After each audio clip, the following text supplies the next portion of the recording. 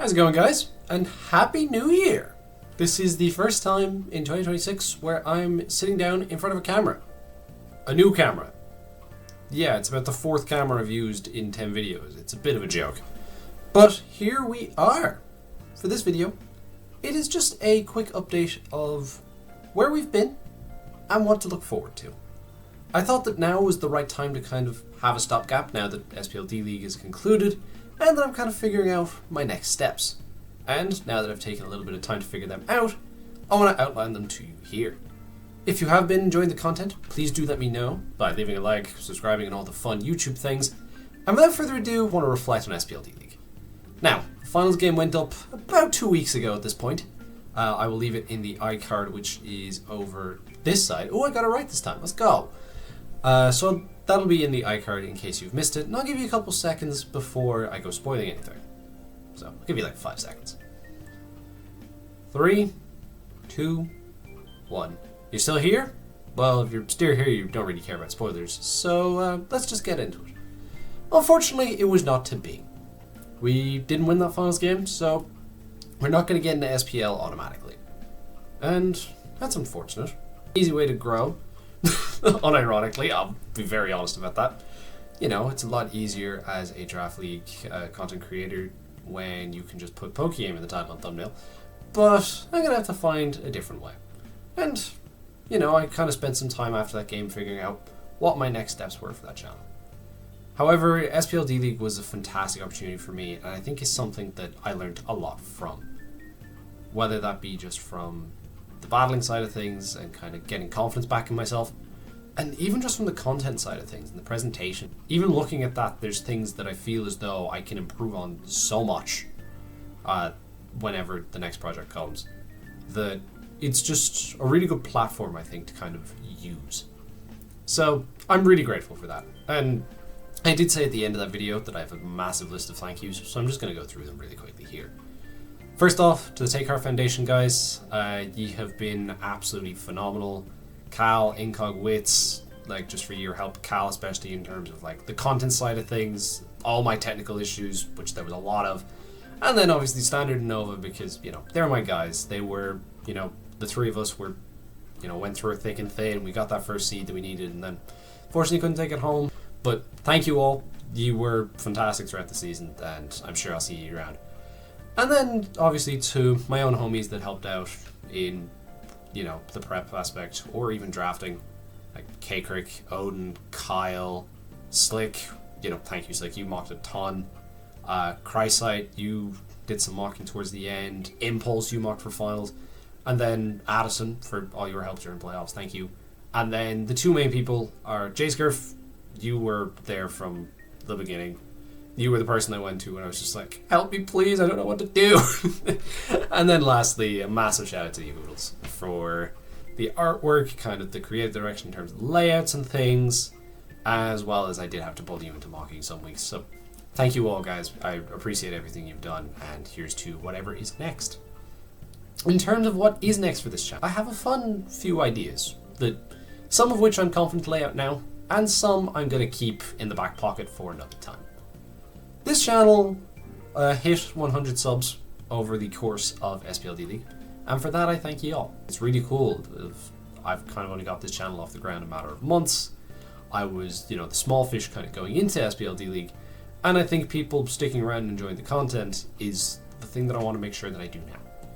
And so, here's what I have planned. I will be keeping up my discussions. There is a lot of stuff I've missed recently that I will need to cover, and there's so much going on right now. However, I'm going to start off by taking a break. What? What the fuck? Yeah, I know that sounds ridiculous, but I felt that I needed just a little bit more time to kind of figure out exactly how I want things to look and make sure that I'm nice and refreshed. I'm actually on a playing break until Champions releases.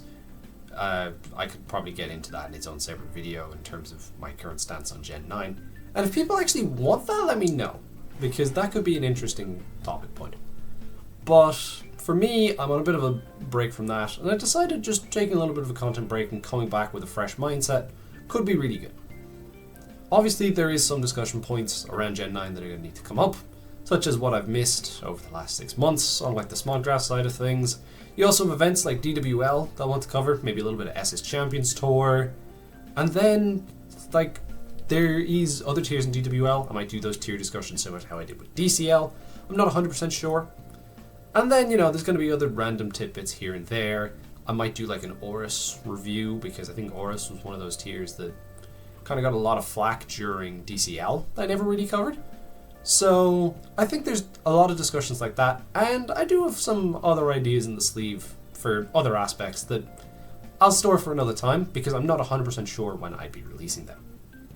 The reason for that is before Pokemon Champions releases, I have a series in mind. And that series, I think I'm going to title The Road to Champions. I don't know. But I'm going to take the typical discussion format you see that is used for like PS and just like general play, and apply that to draft. Whether that be, you know, with new megas or with mons in that dex in terms of their upgraded movesets from ZA, stuff like that. I think doing them in a particular like editing style, because that's another thing I want to make sure I get better at this year. I think editing is something that can work quite well if you tighten it up in a particular way. So I want to kind of experiment a bit more with that. So you'll notice that once I'm back is that I will kind of be taking a bit more risk, because I'm quite a simple editor because I'm lazy. That's the simple way to put it. So I kind of want to, you know, just try some things and see what works, throw shit at a wall and see what sticks, because that's always a good idea. I'm really excited for Champions Meta. I'm excited to go back to Megas. I'm excited to go back to effectively Horus with heavy duty boots.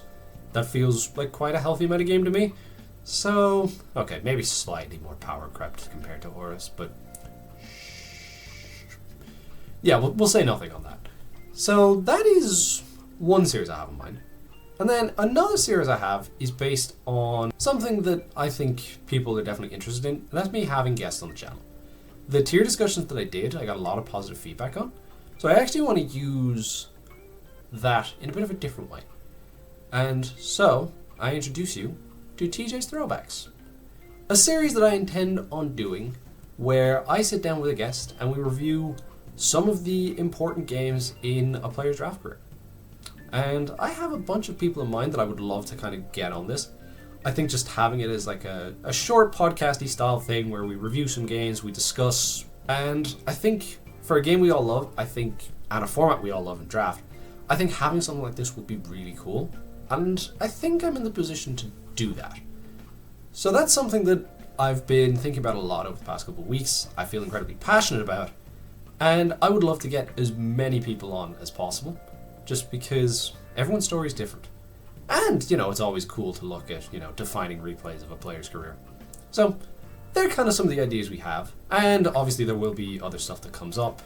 Whenever the Best Draft Player Award comes up, I will do the sequel to that video, as long as Hacker doesn't win again. Hacker, please don't win again. I'm not talking about you for a second year.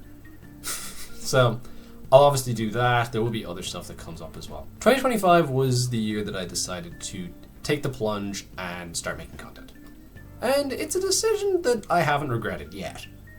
We're 9 months in, and I think it's safe to say that I want to take the next step. 100 subs is cool. Adding another 0, that would be fantastic. And that's not going to happen overnight. So it's safe to say that I'm willing to put the work in to make content that's entertaining for you guys. I'm going to take a bunch of risks along the way. There's going to be a lot of different stuff compared to what you're maybe used to.